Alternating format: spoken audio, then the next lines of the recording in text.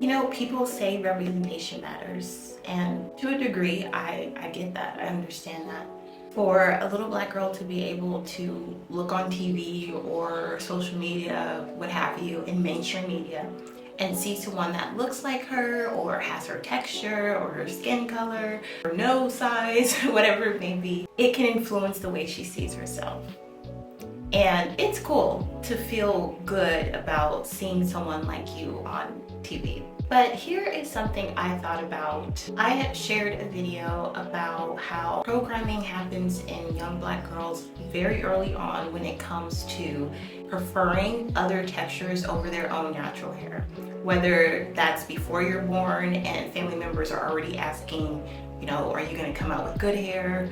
Or if you're 5 years old and you're watching a Disney princess and her hair is flowing, so you put a towel on your hair and you pretend, I did that. So pretending that towel was my hair so it could flow like the one in the Disney movies. Or, you know, when you get old enough, maybe your parents or a guardian will start applying relaxers to your hair, or maybe you get pressing comb from the stove, or you go to a salon to get your silk presses. These are the types of ways that black girls are already being preconditioned to prefer their straighter textures over the natural type for Afro-textured kinky hair. Unfortunately, you know, it may bleed into skin color and body type. You know, not every black girl has the booty or a big butt or, you know, an hourglass. So these standards are embedded so early on in a little black girl before she even has a chance to know her natural hair. I did not know my natural texture until my first year in college. That is when I started to natural and see how I can get my natural hair to grow long. But even then, I was assuming my natural hair was going to grow out like Kim Tubes or Natural 85. I had this idea because when the natural hair movement popped off, those were the kinds of textures you saw dominating the YouTube space or the natural hair space. And so you made the assumption that maybe your hair would look like that too. I mean, it's fair to say. But it didn't. And so I get why people feel that in order to reverse a lot of this damage in our community about the way we perceive our hair, it has to be done through representation. Here's my opinion, and it may be controversial, but I think representation is overrated, and actually I think it's unnecessary. So here's why I believe this. When I first started going natural and I wore my natural hair out, looking for that validation was key in encouraging me to stay natural.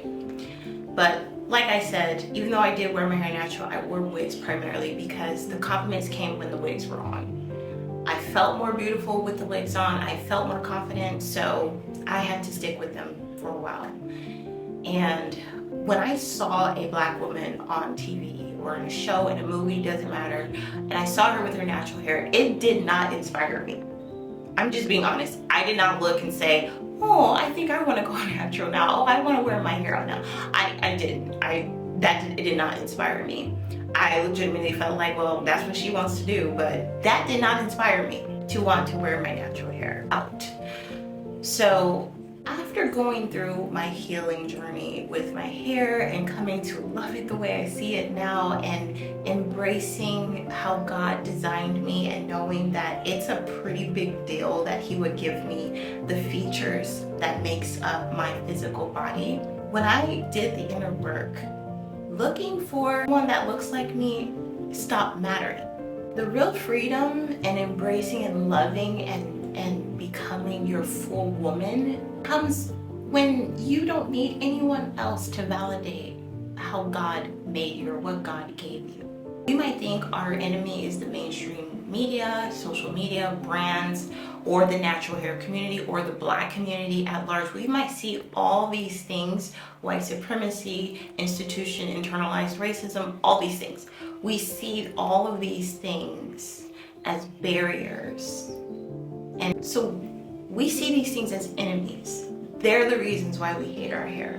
They're the reasons why we struggle with self-resentment. They're the reasons why we prefer straighter or looser textures compared to the Afro textured hair. But that's not freedom.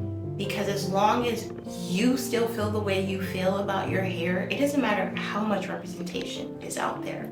If you don't overcome the shame, if you don't unlearn the programming, if you don't decide that you want to fully embrace who you are, representation does nothing. It does nothing. Sure, it's a consolation. It's okay, let's shut these people up and just put somebody that looks, just do it.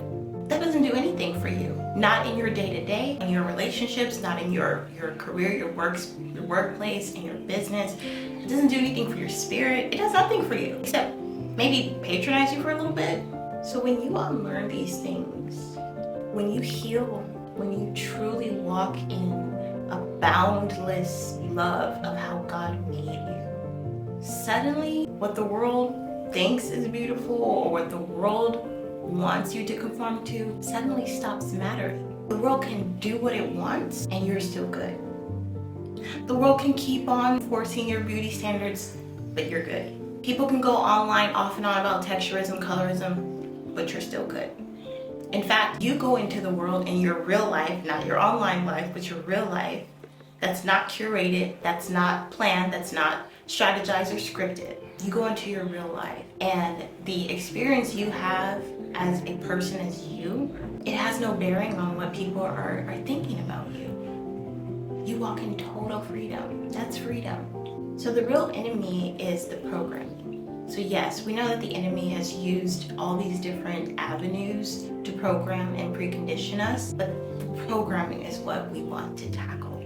That's the real enemy, not the lack of representation. So when you renew your mind, when you decide to break free from that shame and insecurity that you have about your skin color, about your natural hair, whatever your insecurity may be, when you decide to renew your mind, when you decide that your hair is beautiful because you agree that God makes beautiful things, when you decide that, mainstream validation stops mattering. Community validation stops mattering. What men say are attractive stops mattering. It stops mattering to you. And you also remove those self-sabotaging, self-fulfilling prophecy-like thoughts and strongholds that tell you you'll never have this because of your hair. You'll never have this because you don't look this way. All that stuff is feeding into your subconscious and it's making you go out into the world and sabotage yourself. I know this because that's happened to me most of my life.